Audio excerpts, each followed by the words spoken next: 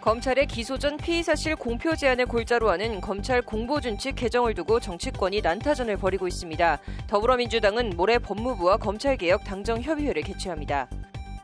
국회에선 오늘 형사 전자소송 도입을 위한 정책 토론회가 열렸습니다. 참석자들은 재판의 공정성과 투명성, 신속성과 변론권 보장 등을 위해 전자소송 도입이 필요하다고 강조했습니다.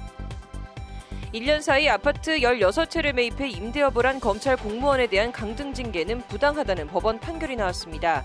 법원은 해당 직원이 직무를 성실히 수행했다며 이같이 판결했습니다. 검찰총장이라는 명칭을 경찰, 국세청 등과 마찬가지로 검찰청장으로 바꿔야 한다는 청와대 국민청원 게시판이 호응을 얻고 있습니다. 남승환 변호사의 시사법률에서 검찰총장 호칭의 유래 등을 알아봤습니다.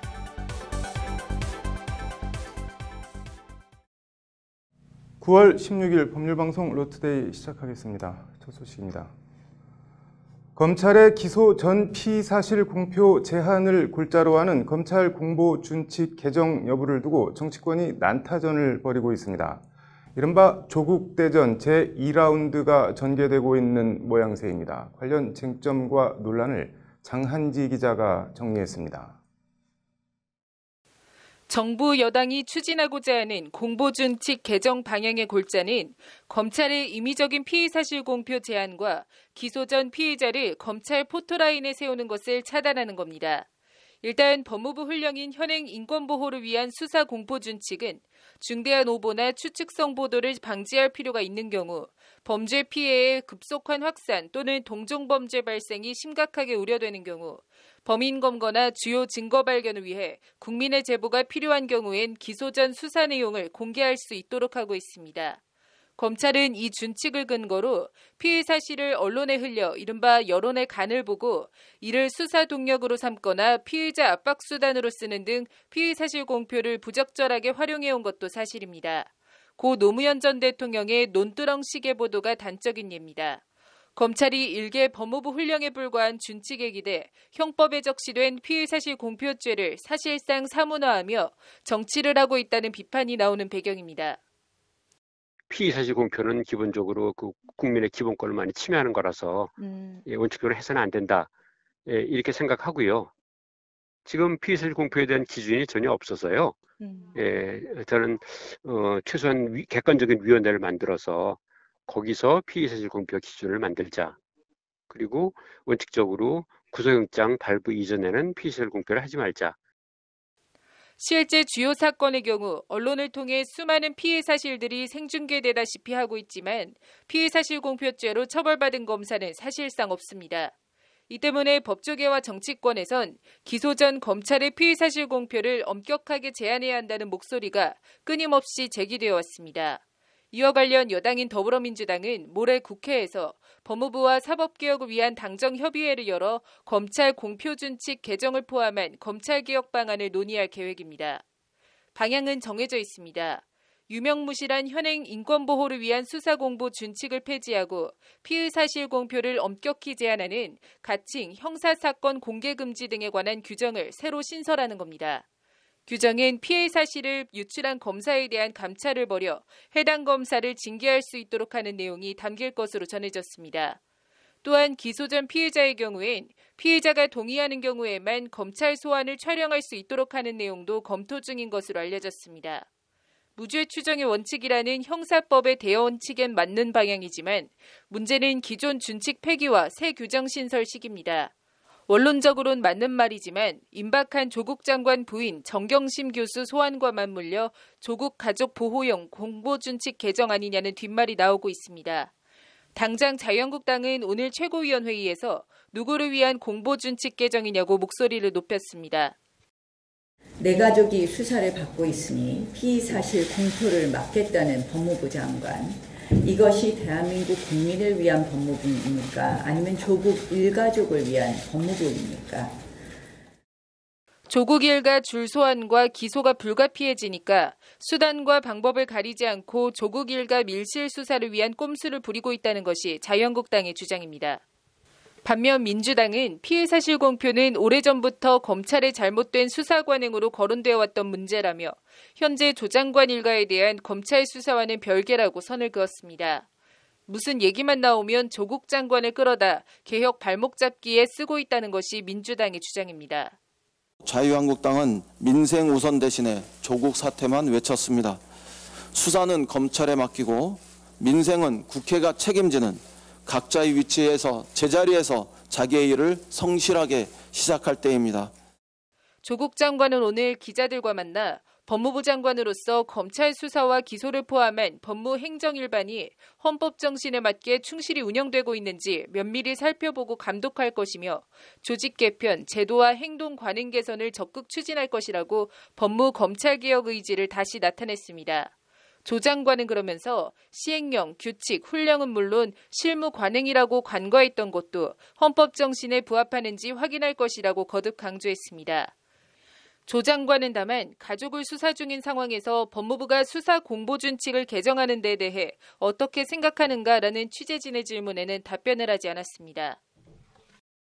재임 중 대책 발표를 결심하고 준비 중이었는데 오비일학이 될 것 같아서 유보한 상태다. 박상기 전 법무장관이 지난 3일 국회 예결위에 출석해 검찰 피해 사실 공표 문제와 관련해 한 발언입니다. 이제 조국 장관과 정부 여당은 오비일학이라는 세간의 비판을 감수하고라도 검찰 공보 준칙을 손보겠다는 입장입니다. 준칙이나 규정은 국회 동의나 표결 없이 법무부가 결정하면 폐지, 개정, 신설할 수 있습니다. 법률방송 장한지입니다. 네, 경찰청은 경찰청장이고 국세청도 국세청장인데 왜 검찰청만 검찰청장이 아닌 검찰총장일까요? 남산 변호사의 시사법률입니다.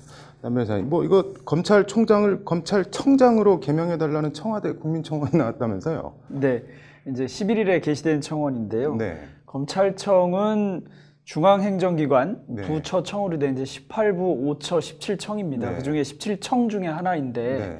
그래서 법무부의 작은 청 중에 하나 아니냐. 그런데 네. 다른 청의 장들과 달리 유독 검찰청의 장만은 총장이라고 불러서 네. 이 총괄할 총자를 써서 다른 청들이나 다른 기관을 뭔가 총괄하는 느낌을 준다. 이거는 부당하지 않느냐. 네. 그러니까 이것을 청장으로 바꾸고 네. 마치 대한민국 기관 중에 서열 1위처럼 행동하지 못하게 해야 된다. 이런 취지의 청원입니다. 네, 이게 예전부터 궁금했는데 왜 검찰만 청장이 아니고 총장인가요, 그런데? 검찰의 경우에는 사실 그 명칭 같은 게 일반적이지 않은 경우가 많이 있습니다. 네. 검사장 명칭도 그렇고 차장 검사 네. 명칭도 그렇고 그렇긴 한데요. 이 조항 자체는 검찰청법에 있습니다. 검찰청법에 의하면 대검찰청에 검찰총장을 둔다 이렇게 돼 있고요. 거기에 네. 이제 임기보장 조항 같은 것도 두고 있는데 네. 왜 총장이라고 하는지에 대해서는 별다른 언급은 없습니다. 네. 대체로는 일제강점기나 대한제국 시절의 영향이 아닌가 하는 그런 견해들이 있습니다. 이게 그럼 검찰총장이라는 호칭이 일종의 일제 잔재 비슷한 거라는 건가요? 워낙 오래 사용돼서 잔재인지까지는 네. 모르겠습니다만 연역적으로 보면 네. 이 총장이라는 명칭에 유래를 두고 이제 대한제국 시절에 고종이 광무개혁을 실시하면서 근대적인 사법제도를 도입합니다. 그때 재판을 담당하는 재판국에 네. 이 검사를 두는데요. 네. 거기 검사의 장을 검사장 그리고 장을 검사총장이라고 했다는 겁니다. 네.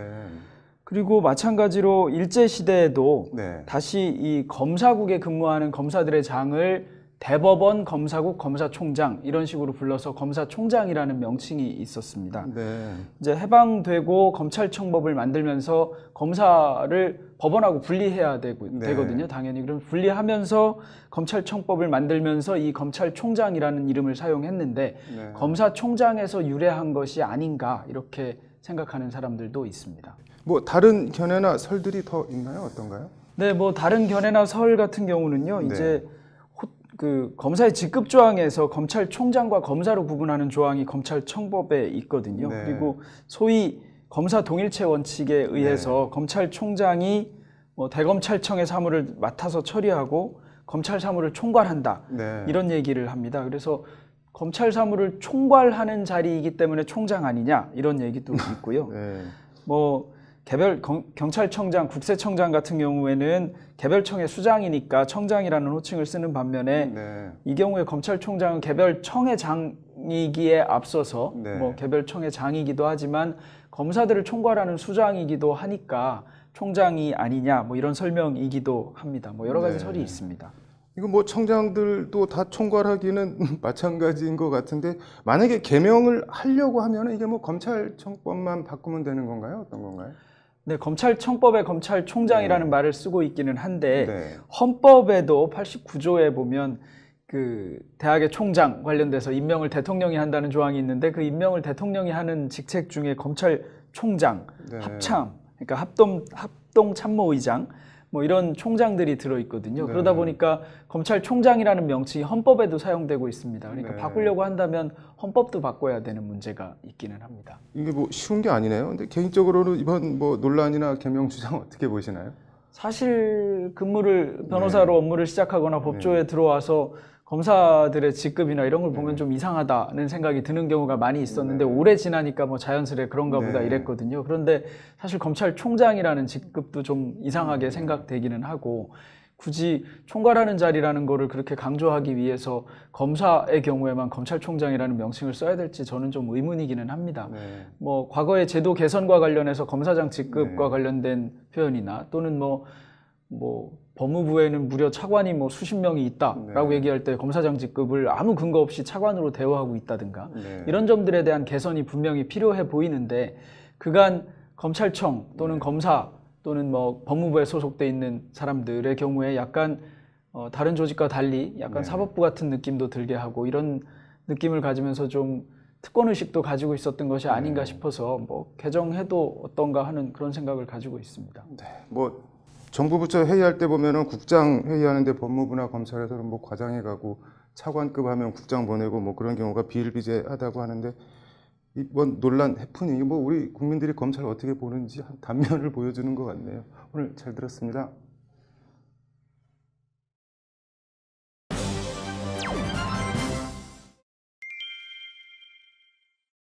네, 오늘 국회에선 형사 전자소송 도입을 위한 정책 토론회가 열렸습니다. 이슈플러스 신세아 기자와 자세하게 얘기해 보겠습니다. 신 기자, 뭐 오늘 토론회 어떤 토론회였나요? 네, 검사 출신인 국회 법제사법위원회 소속 조응천 더불어민주당 의원과 대한변협 주최로 토론회가 열렸고요. 법무부와 사법정책연구원, 경찰청 등 이 각계 이제 실무 인사들이 참여를 해서 형사 전자소송 도입 필요성과 관련 쟁점을 논의했습니다. 서초동에는 이 트럭 기소라는 우스갯소리가 있는데요. 국정농단이나 사법농단, 이 재벌 회장 관련 사건 등 뭐 정치인 뇌물 사건 이런 대형 사건들의 경우 검찰의 수사 기록만 수만 쪽에서 이제 수십만 쪽이 넘는 경우가 허다하다고 합니다. 그래서 이 검찰 수사 기록을 법원으로 옮기는데 트럭을 이용한다고 해서 이런 트럭 기소라는 말이 붙은 건데요. 오로지 기록 복사만을 위해서 엄청난 인력과 시간, 비용이 투입되고 있다고 조응천 의원은 오늘 토론회 개최 취지와 배경을 이렇게 설명을 했습니다. 그래서 이게 단순히 뭐 인력과 시간의 문제로 국한되는 게 아니라 피고인의 방어권에도 제약이 있을 수가 있고 기록 보존에도 한계가 있는 등 많은 문제점을 안고 있다는 게 조 의원의 지적입니다. 뭐 우리 법원에서 지금 전자소송이 어떻게 되고 있나요? 일단은 2010년 4월에 이제 특허 분야를 시작으로 뭐 민사, 행정, 가사, 뭐 이런 회생, 파산 등 분야에서는 이미 전자소송 도입이 됐습니다. 근데 반면 이 형사소송만 유독 아직까지 이제 종이 기록을 기반으로 한 이른바 종이소송으로 진행 중인데요. 민사소송의 경우에는 2017년 기준 전자소송이 전체 접수 건수의 70% 이상을 차지하는 등 전자소송이 안착해 가고 있다는 것이 이찬희 변협 회장의 설명입니다. 그런데 왜 유독 형사재판에서만 전자소송이 안 되고 있는 건 뭐 때문인가요? 일단 크게 두 가지로 나눠볼 수가 있습니다. 이제 하나는 역설적으로 이제 형사소송 관련 기록이 굉장히 방대하다라는 사실인데요. 이제 기록이 방대하다 보니까 거꾸로 이를 이제 전자 문서화할 엄두를 이제 못 내는 측면이 가장 큰 이유고요. 다른 하나는 이제 기관관, 그러니까 뭐 경찰, 검찰, 법무부 이런 기관별끼리 이제 협의가 제대로 잘 안 돼서 이 종이 기록을 전자 문서화하는데 좀 어려운 측면이 있다고 합니다. 사정이 이렇다 보니까 이제 차일피일 미루다가 형사 사건에서만 전자소송이 계속 안 되고 있는 겁니다. 이거 뭐 형사 전자소송이 되면 구체적으로 그런데 어떤 장점들이 있는 건가요? 이제 크게 재판의 뭐 공정성, 투명성 그리고 재판 진행 신속성 측면으로 이렇게 나눠볼 수가 있는데요. 토론자로 나선 이상혁 울산지법 부장판사는 크게 4가지 측면에서 형사 전자소송 도입이 필요하다라고 주장을 했습니다. 우선은 이제 증거 조사의 실질화와 이제 실질 심리 검증 그리고 기록 중심의 법정 형사 재판을 통한 실질적 공판 중심주의 구현이 가능하다라는 건데요.